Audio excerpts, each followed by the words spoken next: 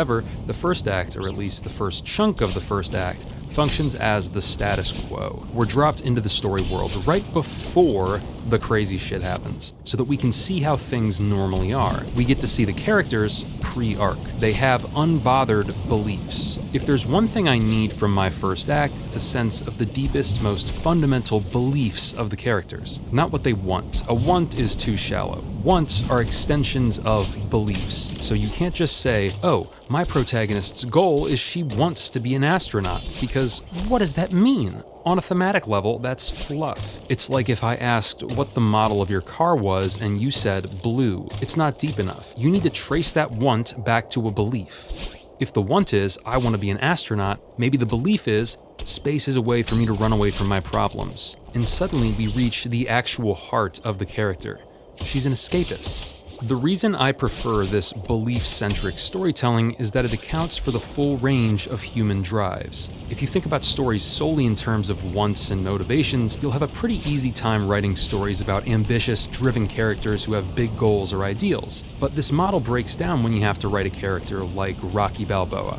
Rocky in the first movie doesn't really have a specific want or drive. He's an unmotivated, aimless dude who doesn't really enjoy his life, doesn't have any big ideas or plans. He's just existing.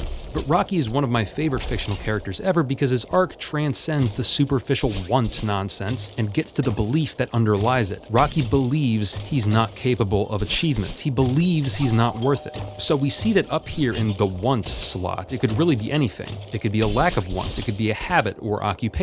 Matter of fact, I'm not even going to call this the want. I'm going to call it the externalization. So you got the externalization and the underlying belief. But here's the catch. The character is not always aware of that belief in the first act. It can be subconscious. So if you ask Rocky what he believes, he's not going to give you this. He's going to say, oh, I'm just a bum. My life's okay. I'm all right. I'm a loser. That's how it is.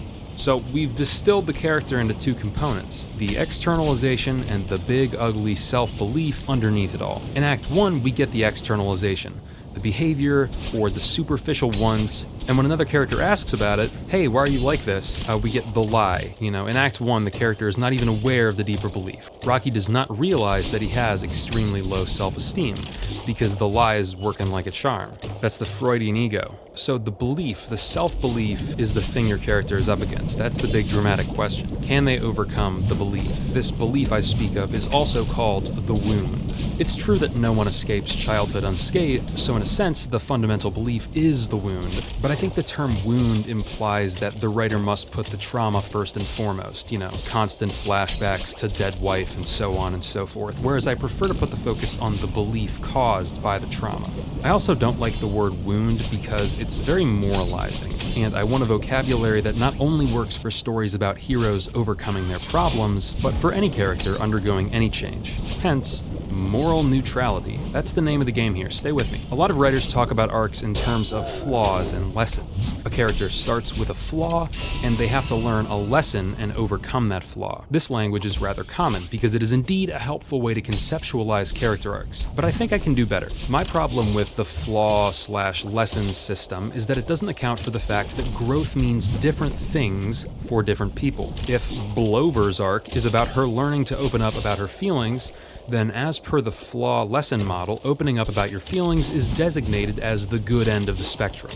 You've moralized your arc, and you've locked yourself into hard definitions of what constitutes good change and what constitutes bad change. But if you remove the moral blinders, you realize that Wingus, the supporting character who does share his feelings all the time, isn't just a friend character here to offer good advice. He actually needs to travel in the opposite direction. He needs to learn emotional self-sufficiency. But isn't that negative change?